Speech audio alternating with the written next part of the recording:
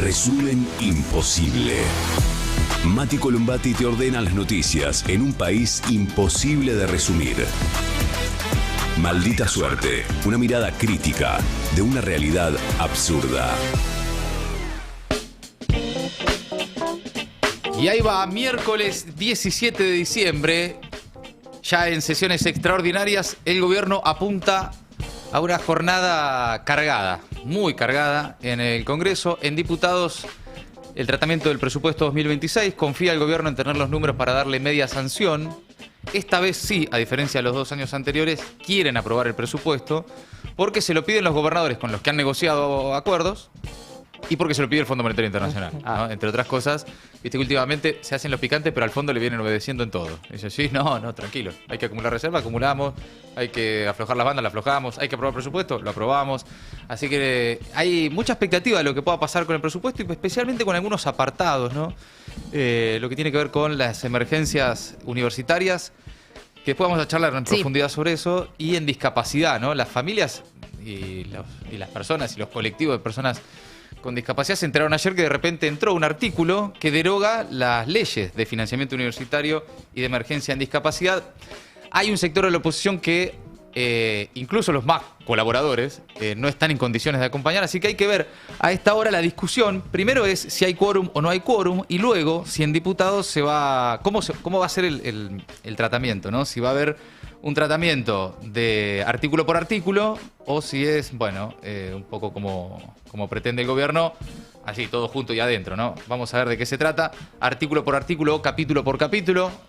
Vamos a estar atentos porque en instantes se define si el oficialismo tiene o no tiene quórum. Por ahora hay 114 presentes, se acaba de sentar uno. 113 se paró. Bueno. Capaz que justo apoyó el bolso, ¿viste? Apoyó el bolso y dio antes de sentarse. El sensor de... ¿Vieron que es así? Bolso pesado. Bolso pesado. Más de 50 kilos. ¿Qué tendrá dentro, no? No quiero saber. ¿El gobierno tiene el número para aprobar el presupuesto? Parece que sí. Aún así, insisto, hay aspectos que continúan trabando el compromiso de varios diputados que ya estaban apalabrados. El más difícil de todos es ese artículo 75, aquel que deroga la ley de financiamiento universitario y la de emergencia en discapacidad. Si el gobierno quiere eliminarlas, debe convencer a los legisladores de bloques que fueron colaboradores para sancionar iniciativas que fueron aprobadas, en muchos casos por los mismos diputados. Nada. ¿Tiempo atrás cuánto? Nada, un par de meses, solo meses atrás. Por lo tanto, vamos a estar atentos a lo que ahí suceda. Mientras esperamos si hay quórum o no hay quórum y si arranca finalmente, como todo indica, el tratamiento del presupuesto en diputados, ya hubo cruces en el Senado.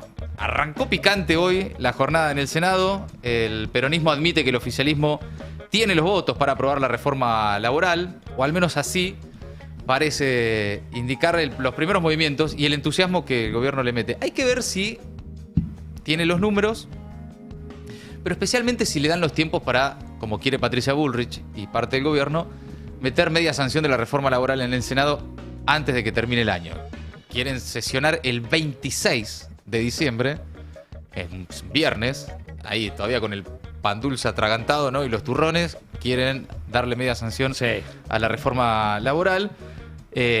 Aún, con muchas dudas sobre eso. Mañana va a ser muy importante la plaza, ¿no? No solo la CGT, sino también las CTA, la UTEP, las organizaciones sociales que se movilizan. También los organismos de derechos humanos convocaron. También, todos los colectivos jubilados, discapacidad, Garrahan, todos están diciendo, hay que ir mañana. Desde la izquierda hasta por donde mires. Mañana se van a concentrar ahí en Plaza de Mayo a partir de las 3 de la tarde. Claro, va la Campo y va Axel, van un poco todos. Un poco todos. Está bien, ¿no? Se espera que haya un movimiento importante, ¿no? Sí. Y real, no como algunos que iba una columnita de cada lugar. Sí, hasta ahora lo que teníamos era que la UOM decretaba paro a partir de las 12 del mediodía y aceiteros desde las 0. Huelga general nacional. Desde las 0. Sí. ¿Ahí se sumó algún gremio más? ATE, los estatales ATE, de ATE. Claro. No, y por ahora ningún otro sindicato. Porque, era un poco la crítica que se le hacía a la CGT de, cuestionar cómo iban a ser algunos trabajadores para poder participar de una marcha que está convocada a las 3 de la tarde sin perder, digamos, sin tener una cobertura sindical que le daría, digamos, el decreto de un paro, ¿no? Sí, igual, incluso sin paro, cuando la CGT quiere que una marcha se note, se nota. Lo logran. Digamos. Si quieren llenar Plaza de Mayo, mañana la Plaza de Mayo está llena, con o sin paro. Ahora, sí me decían en las últimas horas que le piden a la CGT, incluso algunos dirigentes de la CGT analizaban, que sí sea marcha con paro el día que el Senado trate el proyecto de reforma laboral. Mañana es una fecha en la que, bueno, va a haber tratamiento en comisión, digamos, es como una primera fecha, digamos. Claro, claro, preliminar. Y guardar el paro, me decían algunos, para el día en que eso esté siendo tratado en sesión, ¿no? Veremos. Hay sectores que se lo están pidiendo a la CGT, veremos si eso sucede. También al margen, insisto, al margen de lo que defina la CGT, también hay que aflojarle al Twitter, ¿eh? Sí. Bueno, tenés muchas ganas de salir a la calle, de alguna forma se logra. Si no es a las 3 de la tarde, bueno, será después. También hay una cosa de pedirle todo a la CGT, que por supuesto tiene su responsabilidad institucional, política. Cuando la CGT se mueve, se nota, ¿no? Este miércoles, los senadores peronistas resolvieron no integrar la comisión de trabajo ni firmar dictámenes, de alguna forma cuestionando la conformación del cuerpo.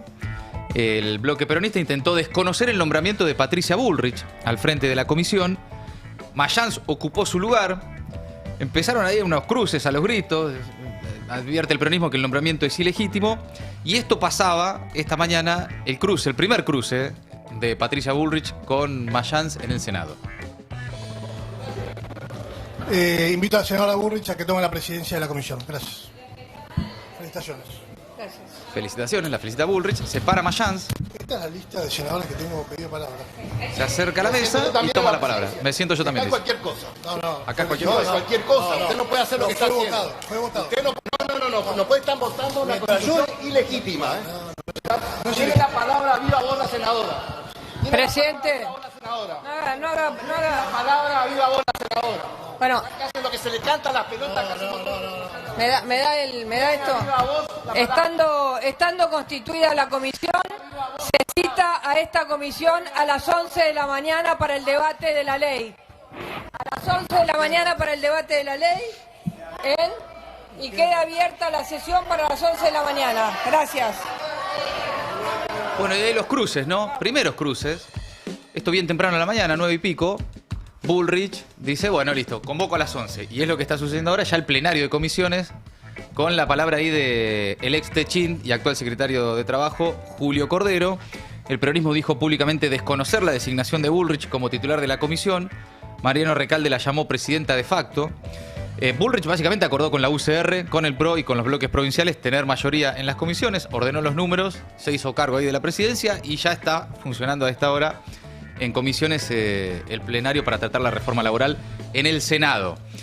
Luego de este episodio, Mayans habló a la salida con la prensa sobre la designación de Bullrich como presidenta de la Comisión de Trabajo del Senado y aseguró que desde La Libertad Avanza no están respetando las normas y que tienen desconfianza de ellos mismos, dijo. A ver. Que no tiene la vicepresidenta, la vicepresidenta dice acepto que tengo competencia, pero no es ella la que tiene que aceptar, es el cuerpo que le tiene que aumentar. Así que nace ya totalmente como un problema de distribución en primer lugar de las comisiones, nada más y nada menos que son las que dictaminan.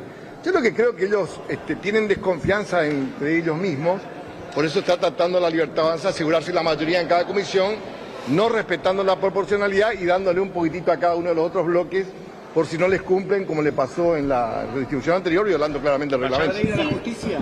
Sí, obviamente que esto, al nacer así, prácticamente ya es motivo de que sea objetada la ley, que obviamente tiene también varios esquemas, así como lo explicó Capitanis, por ejemplo, los que son de carácter impositivo, que tienen que entrar por diputados.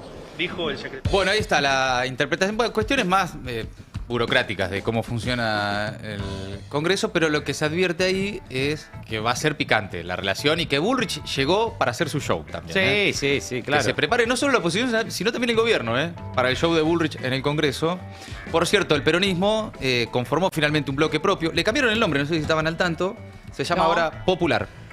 Deja de llamarse Unión por la Patria y se llamará Popular. Bloque Popular. Bloque Popular. Otra vez cambiamos.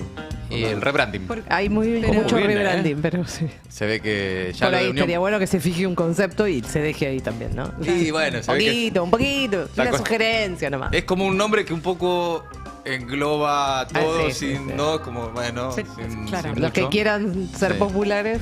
Lo va a conducir José Mayans, integra también al Interbloque Justicialista, Convicción Federal y al Frente Cívico por Santiago. Había algunas dudas sobre qué iba a pasar con Zamora. Ah, sí. Quedó adentro, por cierto, queda también al mismo tiempo la menor representación del peronismo en cantidad de senadores en el Senado desde que retornó la democracia en 1983.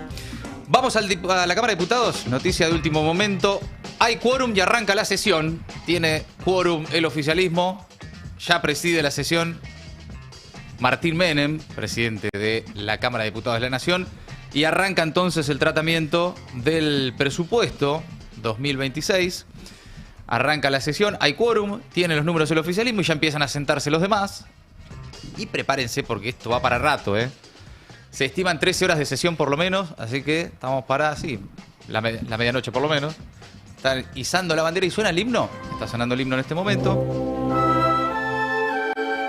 Y comienza la sesión en diputados. Y se encamina el gobierno, salvo que haya alguna sorpresa, Sí. a tener hoy media sanción del presupuesto en la Cámara de Diputados, con la expectativa de lo que les decía, ¿no? Ese artículo que elimina las leyes de financiamiento universitario y de emergencia en discapacidad. Pero ahora sí, hay quórum, Unidos se sentó, el gobierno, hay que tener cuidado, vamos a ver, queda abierto el partido, pero había un sector ahí del bloque Unidos que no estaba dando quórum, finalmente se sentó, y los van a necesitar también, a los de Unidos, que son los del el bloque de Provincias Unidas y alrededores. De Puyaro, Exacto. Llora, toda la banda. Toda esa banda los van a necesitar para el tratamiento del día, así que bueno, estaremos atentos. Cualquier novedad se los iremos contando, por supuesto, con la expectativa, por lo menos para el oficialismo, de arrancar estas sesiones extraordinarias con un triunfo, metiendo media sanción para el presupuesto 2026. Por otro lado, bueno, estábamos en el Senado. La obsesión del gobierno es la reforma laboral. Además del presupuesto, la obsesión particularmente de Patricia Bullrich, de Federico Sturzenegger y por supuesto del propio Milei, es la reforma laboral. Apurar la reforma laboral en el Senado. Patricia Bullrich dice que apunta a tratar, por estas horas ya empezó el tratamiento en comisiones, tener dictamen y llegar al recinto el 26 de diciembre, viernes 26 de diciembre, Qué apuro, por con Dios. los turrones todavía ahí medio atragantados, Sí. para aprobar la reforma laboral. Esto lo dijo anoche, a ver.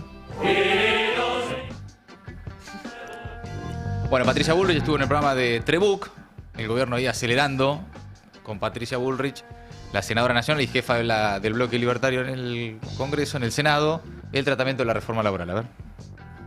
Bueno, hoy en el Senado dimos un paso muy importante, que fue conformar las comisiones con una mayoría de miembros del bloque de gobierno y bloques amigos que quieren colaborar, ser dialoguistas, quieren ayudar a que el país salga adelante con 44 miembros, así que creo que eso nos da una posibilidad de que, por supuesto, analizando las miradas de cada uno, esta ley se vote en un corto plazo. ¿Se podrá tratar el 26 de diciembre o no? Eso es lo que apuntamos. Apuntamos a tratarla el 26, que realmente es una fecha complicada, pero todos están dispuestos a venir porque creen que es importante que lo que está impulsando el gobierno, las necesidades de cambiar mecanismos laborales muy antiguos. ¿Pero crees que va a salir la reforma, Patricia? Yo creo que sí. Sí, yo creo que sale la reforma. Creo que, por supuesto, va a haber aportes de otros bloques, pero que la reforma sale. Estoy ¿Sería algo convencida. histórico o no? Sí. Bueno, muy entusiasmado realmente Patricia Bullrich, ex ministra de Trabajo del gobierno de Fernando de la Rúa, ahora presidenta de la Comisión de Trabajo en el Senado. con aprobar esto antes de que termine el año. Hay una obsesión, por cierto, y tiene sentido, porque cree el gobierno que es ahora, ¿no? Después del triunfo electoral, están envalentonados, que es el momento, que también un poco perciben, con algo de razón, que es una época del año en la que muchísima gente ya aflojó en el término, ya pasaron las elecciones, bueno, sí, hay sesiones, viste, esta cosa de estamos pensando en la fiesta, pensando en las vacaciones, pensando en terminar el año, pensando en sobrevivir, en llegar a fin de mes, en lo que sea, pero pensando en otra cosa más que en lo que suceda en el Congreso, ¿no? Sobre todo para los que no estamos, como nosotros, todo el día. Sí. Informándonos, pensando en esto, rosqueando. que si hay quórum, que si le alcanza, que cómo se llama el bloque de no sé quién, ¿viste? La enorme mayoría está con otros temas, ¿no? Y el gobierno considera que entonces es este el momento, legitimado en las urnas recientemente, para avanzar ya. Por el otro lado, quienes se oponen tienen como estrategia justamente dilatar los tiempos. Es lo que espera la CGT, lo que espera algún sector del peronismo. No lograr de acá al 26 de diciembre el número para rechazar la reforma laboral, pero sí dilatar los tiempos para que no se trate, para que no lleguen al 26 de diciembre y que esto pase a febrero-marzo. Y posiblemente consideran en ese tiempo, algunos gobernadores verifiquen que el gobierno nacional otra vez los cagó, que las promesas que les hizo para aprobar el presupuesto, etcétera, etcétera, fueron incumplidas y que entonces tengan menos predisposición a acompañar una reforma laboral en febrero o marzo del año que viene. Y también consideran algunos que el proceso de destrucción de puestos de trabajo que estamos viendo, según datos oficiales en los últimos meses, se va a profundizar en los próximos y que vas a llegar a febrero o marzo, consideran, yo no estoy tan seguro, consideran algunos, con menos respaldo social en el gobierno para avanzar con una reforma laboral. Tengo mis dudas al respecto, pero es la estrategia que plantean de un lado y del otro. Bullrich quiere aprobarlo ya, la CGT y el peronismo dice, tratemos de patearlo para después del verano. Bueno, Bullrich dijo que la reforma laboral ayuda a los trabajadores a tener certezas. A ver. Los trabajadores. No, al revés. Digamos, ayuda a los trabajadores a tener certezas, a tener herramientas que les permitan también acomodar. Porque, a ver, hoy en día, la crítica en el mundo, ¿cuál es en general de los trabajadores? ¿No? La rutinización, la rutina, que tengo que ir a tal hora. Bueno, esta ley te permite creatividad y salir de la rutina. Te permite, por ejemplo, un banco de horas, que vos puedas decir, bueno, arreglar con tu empleador y decir, bueno, mira, yo voy a trabajar 3 veces por semana, un poco más de horas, y 2 días quiero trabajar mediodía. O los viernes no quiero trabajar. Y entonces tengo 3 días para estar con mi familia, ir a buscar a mi hijo al colegio, lo que sea. Ahora, Bueno, ese es extraordinario. No se están tomando el pelo. No se están tomando el pelo, sí. No se están tomando el pelo. Sí. Obvio. Yo no descarto, Patricia Bullrich no es ninguna boluda. No, obvio que no. ¿Cómo tienen medido que eso lo de los viernes, sí, evidentemente. impacta en la conversación? Sí. No para de repetirlo de los viernes. Evidentemente, esto de que hay una realidad. Obviamente, todos queremos manejar nuestros tiempos. Esto ya de 8 horas. La gente ya está cansada de la rutina, quiere los viernes. Sí, claro. Sí. Pero eso no lo garantiza la reforma laboral. No, al contrario. Al contrario. Claro. Además, digamos, plantearlo como que, digamos, es una elección del trabajador. Decir, yo hoy no jefecito, esta semana el viernes no te trabajo. No, maestro, no es algo que pueda decidir el trabajador claramente. Sí. Aparte hay una cuenta simple, digamos. Pongamos que hay la mejor de las predisposiciones de los dos lados, el empleador súper receptivo. Un empleador tiene 100 empleados. ¿A cuántos va a dejar tomarse el viernes? Claro. 100 empleados. Que el otro día Feynman le preguntó a Bullrich, ¿qué pasa si todos quieren tomarse el viernes? Bueno, ahí decide el empleador. Claro, decide el empleador. Pero El que decide siempre. el empleador. Claro, Bueno, el pero- empleador. Pero tiene un punto igual, Patricia, porque sí es verdad que los trabajadores van a tener más certeza. Antes no sabían si llegaban a fin de mes, ahora saben que no llegan. No van, Correcto. le van a tener esa certeza. Te iba a decir una cosa que es que, por supuesto, como suele pasar en los medios de comunicación, ya empezamos a ver mobileros que salen a la calle a preguntar por el tema de la reforma laboral. Y lo que se ve claramente es que la gente no termina de entender de qué carajo se trata, pero a priori dicen que están a favor. Bueno, claro, sí. Entonces ahí es donde se apoya esta hipótesis que vos planteas de que Patricia Bullrich evidentemente debe tener más o menos medido de cómo esto puede impactar en la gente según estos dichos absolutamente superfluos, sin profundizar absolutamente nada, porque la gente no entiende los conceptos. No, o sea, no es que no entiende, no lo sabe. Es una reforma que tiene más de 100 artículos, es transformadora realmente, es difícil, incluso hasta para los que estamos encima, estar al tanto de cada uno de los aspectos de la ley, hay que estudiarlos, hay que hablar con gente que sabe, no es sencillo, requiere tiempo. Y bueno, la mayoría no tiene ese tiempo, posiblemente muchos tampoco tengan ni siquiera el interés, y muchos otros también, que es lo que pasa, como decía Gaby, hay encuestas. Aparecieron encuestas, dice, bueno, el 49% de la sociedad está a favor de la reforma laboral.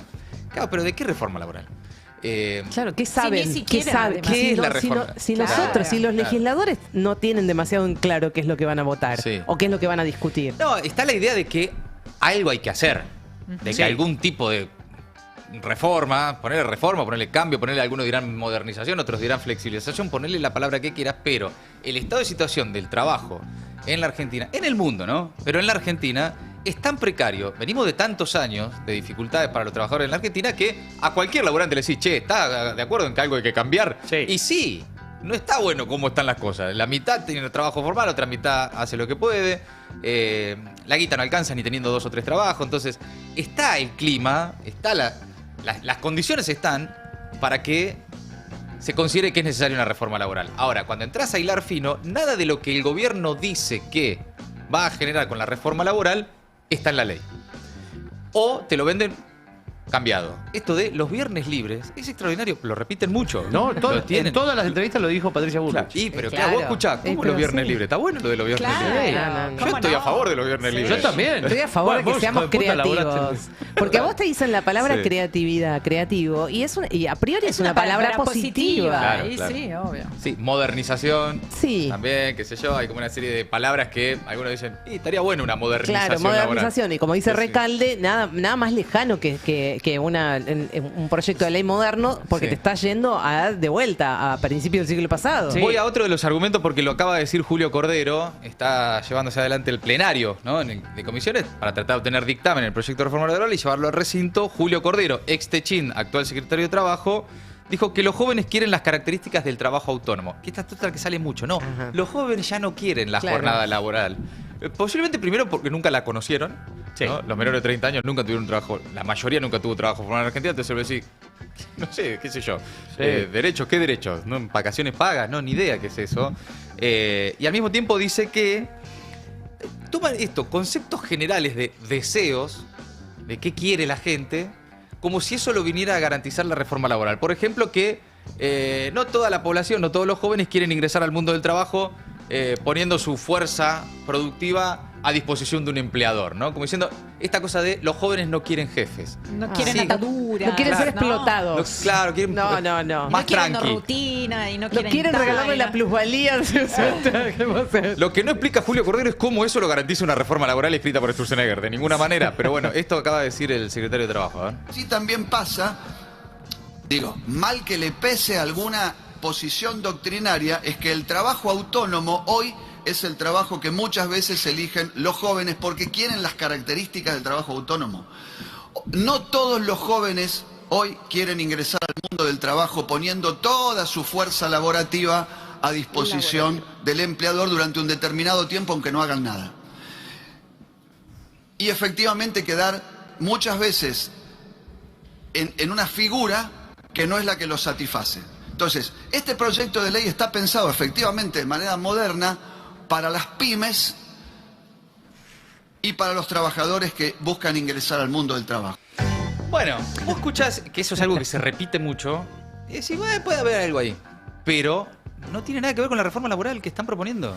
No, y aparte que los jóvenes no quieren jefe, quieren otros horarios, que el mundo del trabajo cambió, que hay otros deseos hoy, que por ahí en la vieja forma de entender el mundo del trabajo, discutible de todas formas. Pero ponele que hay algo para discutir. Ahora, nada de todo eso lo garantiza o lo incluye o lo considera la reforma laboral que están impulsando. Sí, aparte, ¿cómo lo dice también? Es muy engañoso, dice, porque no todos los jóvenes quieren pero parece que afirmara que todos los jóvenes sí quieren ser autónomos. No todos los jóvenes quieren una jornada rígida, pero sí todos los jóvenes quieren ser autónomos. El engaño está en suponer que, digamos, un pibe o una piba pueden elegir cuando hay algo que directamente no conocieron. Sí. Que es no conocieron un trabajo formal, con los derechos, con las vacaciones pagas, con el aguinaldo, con una obra social. No lo conocieron. Entonces, Sí, ¿cómo pueden elegir algo que no conocen? No estamos hablando de deseos genuinos. Claro. Estamos hablando de querer algo en función de condiciones que ya están dadas. También hay que dejar de hablar en nombre de los jóvenes. También, sí, cuando tenés 60 Sí, por años. eso.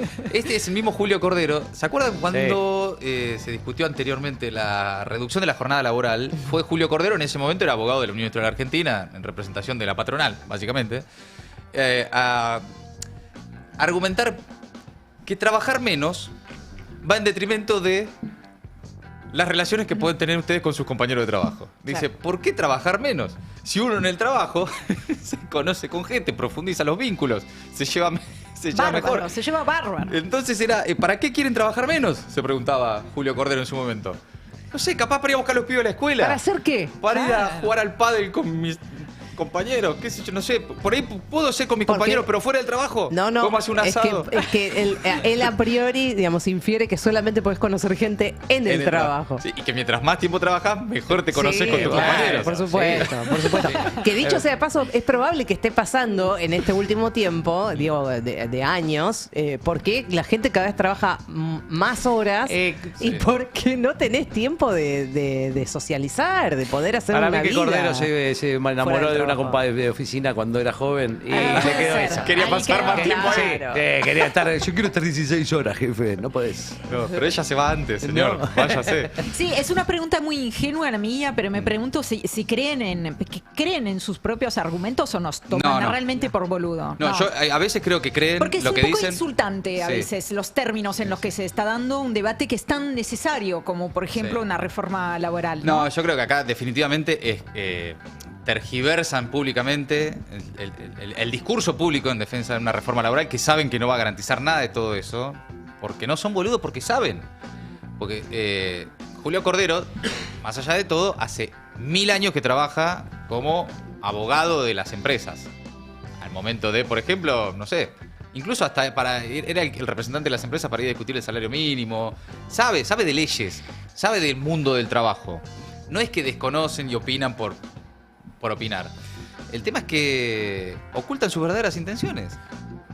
Y además que, bueno, nunca tuvieron posiblemente una relación de dependencia como esas de las que hablan, ¿no? Ni siquiera con la reforma laboral del 98, ni siquiera con la ley Banelco que se aprobó con coimas de la CIDE en el Senado, en la época de la Rúa, cuando Patricia Bullrich y Sturzenegger integraban ese gobierno, ni siquiera la de Macri. La reforma laboral de Macri incluía, ampliaba la licencia por paternidad. Sí, pasantías más largas, Claro. sí, un poco más largas. La de Macri es una reforma laboral progresista al lado de esta. Sí. Osito de peluche. Es muy regresiva, definitivamente. Bueno, avanzamos porque ayer se reunieron los gobernadores peronistas, se unen contra el gobierno. Dentro del sistema político, esto lo venimos charlando, bastante ordenado, tenés los que están subordinados, los que están con algún grado de impotencia total, de no saber qué hacer, y los que empiezan a intentar algo. Bueno, van ahí como generando por lo menos mesas de conversación, ¿no? Lo de ayer fue esto: los gobernadores de Buenos Aires, Santiago del Estero, La Rioja, Formosa, Tierra del Fuego y La Pampa, con los legisladores, tanto diputados como senadores de esas provincias, preparándose para estos debates, se unieron y se pronunciaron en contra del presupuesto y también de la reforma laboral, mientras al mismo tiempo en el Congreso Milei avanzaba con su agenda y los proyectos regresivos en casi todos los frentes. Se reunían ahí los gobernadores del Partido Justicialista reclamando la recuperación de un federalismo inclusivo y advirtieron sobre el creciente desfinanciamiento de las provincias, al menos de las provincias que son críticas del gobierno, porque lo que está repartiendo esas otras, lo que está repartiendo el gobierno nacional, fondos a las provincias que casualmente en el último tiempo han decidido ser más amables y acompañar el presupuesto, entre otros proyectos, es impresionante la diferencia de la discrecionalidad, ¿no? El famoso, ¿se acuerdan? Palo y zanahoria, látigo y chequera, todas esas cosas que se dicen cuando gobierna el peronismo. Bueno, como nunca también ahora. Por otro lado, el documento, un documento firmado por los gobernadores titulado Recuperar la Argentina Federal e Inclusiva, habla de que están convencidos de que otra Argentina es posible.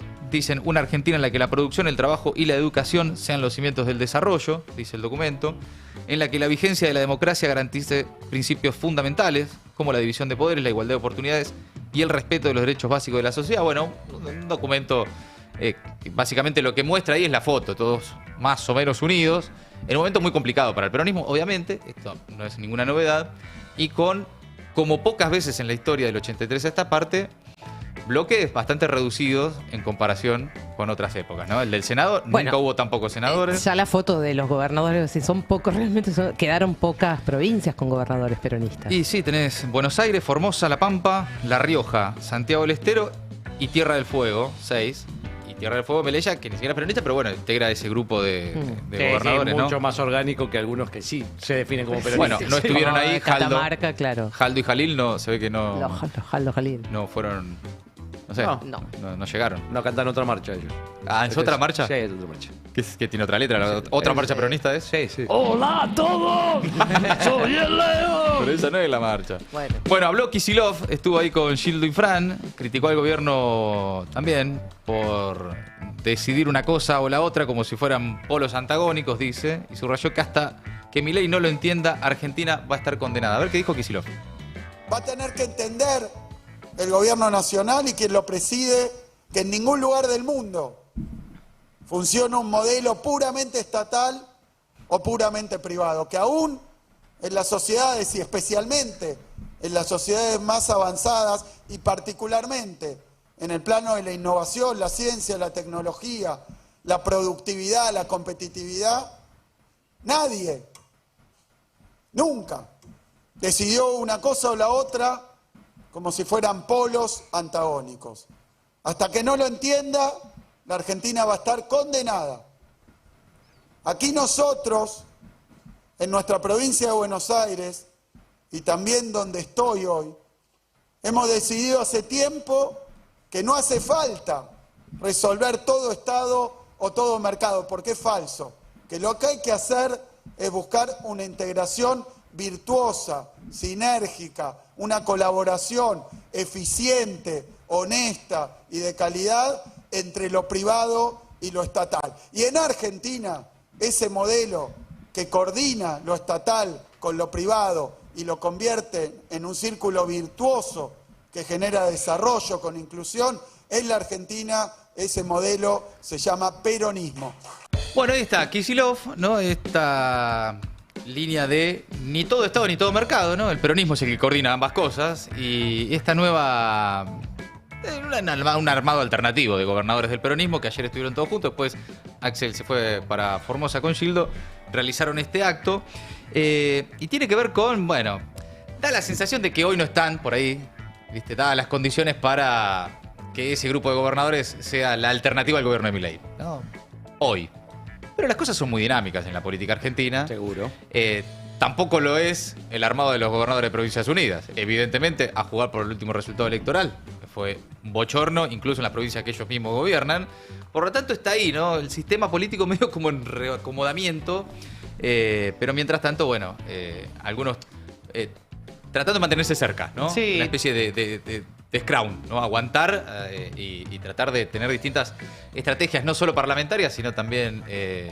bueno, en la calle como se va a ver mañana en la plaza, en la justicia como ya están preparando también desde la CGT y también algunos dirigentes del peronismo en el Senado para que algunas de las reformas terminen judicializadas y demás. Sí, perdón, querías decir. No, que también está claro que la sensación de fortaleza tan grande que tiene ahora el gobierno tiene que ver con el resultado de las elecciones, pero hay otro tema que también al gobierno le genera mucha autoconfianza, que es el tema financiero. Sí. Y ese tema no está ni cerca de estar resuelto, y si le aparecen de vuelta nubes ahí, puede llegar a tener un quilombo en mucho tiempo. Bueno, algo de eso salió hoy a advertir Cristina en su tuit. Hoy tuiteó Cristina, dijo que los dólares no salen por las orejas sino para afuera del país y que el gobierno no le encuentra el agujero al mate. Criticó al gobierno por la indexación de las bandas de flotación cambiaria según el dato de inflación. Algo que el gobierno niega, pero que en definitiva es lo que acordaron, ¿no? Con el Fondo Monetario Internacional, y aseguró que la economía está en caída libre porque el consumo no repunta. Esto llega luego del anuncio del Banco Central de que desde enero las bandas de flotación, las famosas bandas de flotación, se van a ajustar según el dato de inflación más reciente. Que es, bueno, básicamente 2,5 en noviembre. Pasa un dólar oficial de 1.518 a 1.556. También cuestionó ahí Cristina las promesas oficiales de dolarización, el esquema de bandas, el crawling peg y todo lo que permanentemente el gobierno viene desechando, ¿no? Es como un equipo que cambia de estrategia cada 6 meses. Sí, un equipo que dijo, reiterado, Caputo, bueno, hasta el hartazgo, que no se iba a cambiar, lo cambió. Y ayer en la entrevista con Carajo, con sus compañeros de equipo económico, ¿no? Sí, básicamente, claro. con eso son la entrevista, Sí. dijo algo así como que no son dogmáticos, no son testarudos, y por eso aceptábamos esta propuesta que se nos ocurrió a nosotros. Digamos, llegó hasta aceptamos la propuesta, dejando en evidencia que no era una idea de ellos, y después aclaró no, que se nos ocurrió a nosotros mismos. Claro. Aceptamos nuestra propia propuesta. Claro, aceptamos nuestra propia propuesta. No, está claro, evidentemente el gobierno está en el mismo escenario complejo que tenía hasta las elecciones, cuando fue rescatado por Scott Bessent y el Tesoro de los Estados Unidos, cuando anteriormente había sido rescatado por el Fondo Monetario Internacional. Se vienen ahora sí, en el frente financiero, complejidades para el gobierno. Y además lo que se vio en las últimas horas es que todo bien con el biribiri, con el stream de las 3 anclas, con ser canchero diciendo anda a dormir tranquilo y qué sé yo. Pero agarraron lo que les dijo el Fondo Monetario Internacional y dijeron señor, sí señor, y a otra cosa. Y en un punto uno dice, y bueno, finalmente no es, incluso ni siquiera es una crítica a este gobierno, es muy compleja la situación que tiene la Argentina por delante para los próximos gobiernos también, por el nivel de dependencia que nuestra economía tiene de las órdenes del Fondo Monetario Internacional y ahora sí, gracias a este gobierno, también del gobierno de los Estados Unidos. Vos te podés plantar, habrá que ver, no sé, imaginemos un futuro de algún gobierno que decida plantarse, pero incluso así ya se vieron las dificultades que existen para los gobiernos cuando le decís al Fondo Monetario Internacional, mira, ¿sabes qué? No te voy a cumplir las metas, no voy a hacer nada de lo que me estás diciendo. Bueno, por supuesto que no es sencillo. Para eso, un gobierno que en algún futuro decida tomar ese camino, también va a requerir de un articulado mucho más amplio que el de un solo espacio político, mucho más amplio que el de solo la política. Tiene que haber ahí un respaldo social, ¿no? Por supuesto, el nivel de condicionamiento de la economía argentina a lo que se ordena en el Fondo Monetario Internacional, a lo que deciden en los mercados, a lo que se decide en Estados Unidos, es enorme. Hoy la Argentina, ayer lo hablábamos con Roberto Navarro acá, tiene más expectativas en cómo sale el resultado electoral en Estados Unidos que en qué se decide en el gobierno argentino. ¿Cuál es el futuro de la Argentina? Es hoy un poco cuál es el futuro de Trump en Estados Unidos. Sobre todo con un gobierno como el de Milei, que es todo el tiempo, señor, sí señor, usted manda, ¿no? Así que lamentablemente ese nivel de dependencia, en este caso llevó al gobierno a tener que obedecer, pero que habla también de las dificultades, no solo del esquema de Caputo, del esquema de Milei, de las complejidades de este esquema que cada 6 meses necesita un salvataje financiero, sino de las complejidades muy profundas y de la dependencia de la entrega de soberanía total que desde el 2018 fue el gobierno de Macri con el Fondo Monetario Internacional y de ahí en adelante todas las dificultades, ¿no? Y además tenemos ejemplos muy concretos en la región. El Claro. ejemplo más extremo, que por supuesto tiene su propia ecuación, ingredientes, circunstancia, pero es Ecuador. Ecuador, sí. Cuando hablamos de entrega, de autonomía, de soberanía, de margen de decisión, Ecuador es como el ejemplo tal vez más patente de eso. Sí. Con una política económica dictada desde Washington, con una política de seguridad pensada o ideada o elaborada en función de los intereses estadounidenses, con una economía tutelada por completo, a lo que se suma, digo, bueno, la cuestión del narcotráfico, que no es igual a lo que está sucediendo acá, pero digo, una dolarización que tampoco está acá, pero que a veces de vez en cuando se habla, digo, ya tenemos ejemplos de cómo esto termina. Sí, puede terminar muy mal. Tan complejo que ni los gobiernos progresistas pudieron desarmar, por ejemplo, el tema de la dolarización. Ah, no, hay cosas, bueno, además el tema de la dolarización es como muy súper específico. complejo. Sí, Claro. que Pero lo- bueno, eso sí no que hay los nada que te progresismos dé más habían, dependencia. claro, digamos. sí habían podido recuperar soberanía e independencia en muchos aspectos. Sí, eso es algo que sí no se le puede pedir a este gobierno, ¿no? Uno entiende las dificultades estructurales, ¿no? Pero a un gobierno integrado por todos ex empleados del JP Morgan no le vas a pedir que se planten frente al mercado, que se planten frente al Fondo Monetario Internacional, básicamente porque son sus empleadores de alguna forma. Sí. Y es lo que obedecieron en las últimas horas, lo que dijo el fondo y lo que dijo el JP Morgan. Claro. Fueron corriendo a decir y a hacer lo que les pidieron. Por el ¿no? fondo se lo venía pidiendo, pero Sí. ya la gota que rebalsó el vaso fue a la mañana del día que anunciaron lo de las bandas, fue lo del JP Morgan. Claro, y ahí fue como, bueno, no. Bueno, paremos un Lo poco. está pidiendo el jefe, el verdadero jefe. Claro, sí. Y el verdadero jefe real de todos ellos. Me gustaría ver cómo discute el banco de horas Caputo con el JP Morgan, ¿no? Anda a pedirle las vacaciones cuando quieras ahora. Che, tengo ganas de No. de tomarme el viernes. Toto, hoy te quedas 4 horas más, dice JP Morgan. Pero las recuperas el viernes, no te preocupes.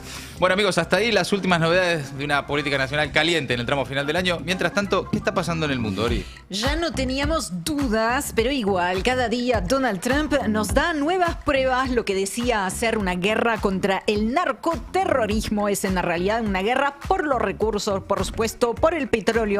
Estoy hablando de Venezuela, mediante un cambio de régimen que sea afín a sus intereses, ¿no? Hablando de pérdida de autonomía, soberanía. Bueno, Trump ordenó el bloqueo total de los petroleros sancionados que entren y salgan de Venezuela. Estoy citando textualmente un mensaje publicado, compartido en sus redes sociales por el presidente estadounidense, que también dijo: el ilegítimo régimen de Maduro está utilizando el petróleo de estos yacimientos robados para financiarse, así como para el narcoterrorismo, la trata de personas, el asesinato y el secuestro. Sigue: por el robo de nuestros activos y por muchas otras razones, incluyendo el terrorismo, el narcotráfico y la trata de personas, el régimen venezolano ha sido designado como organización terrorista extranjera. Por lo tanto, hoy ordeno un bloqueo total y completo de todos los buques petroleros sancionados que entren y salgan de Venezuela, escribió Donald Trump, que también dijo sobre el despliegue militar, un asunto que venimos comentando día tras día. El despliegue militar en el Caribe continuará hasta que devuelva Venezuela, ¿no?, el gobierno de Nicolás Maduro, a los Estados Unidos todo el petróleo, todas las tierras y demás activos que nos robaron. Ahí tal vez falta un asterisco para detallar, explicar un poquito mejor esas declaraciones de Donald Trump, a lo que desde Venezuela respondieron en un comunicado que asume, hablando de Estados Unidos, que el petróleo, tierras y riquezas mineras de Venezuela son de su propiedad.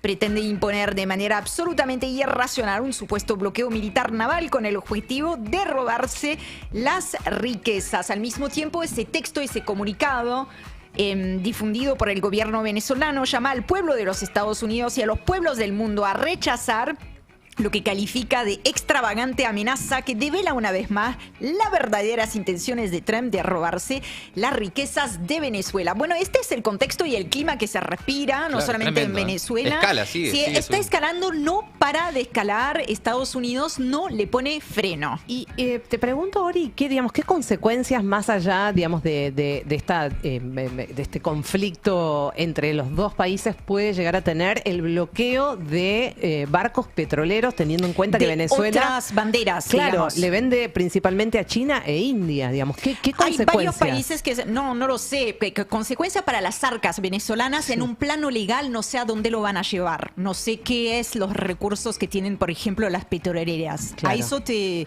No, referís. digo que esto puede escalar ya, digamos, involucrando a otros países que no pueden ya poder comprar, totalmente, abastecerse de petróleo, ¿no? De venezolano. Sí, totalmente. ¿Qué consecuencias? No tengo ni idea. Claro. Lo que sí sé es que, por ejemplo, Rusia, que tiene una relación estrecha, ¿no?, con Venezuela, no solamente por el petróleo, ¿no?, intereses así muy hermanados, ya ha advertido a Estados Unidos de no meterse, por ejemplo, militarmente en Venezuela. Por supuesto que esos actores están atentos, pero no sé qué consecuencia podría tomar. Es efectivamente un conflicto regional de proporción global, sin lugar a dudas, por la cantidad de manos que están ya metidas en la región. Les propongo que escuchemos la reacción de la presidenta de México, Claudia Sheinbaum, sobre este asunto. Más allá de las opiniones sobre el régimen de Venezuela, sobre la presidencia de Maduro, más allá de eso, la posición de México siempre debe ser no a la intervención, no a la injerencia extranjera, solución pacífica de los conflictos y diálogo por la paz. Y un llamado a Naciones Unidas que asuma su papel. No se le ha visto.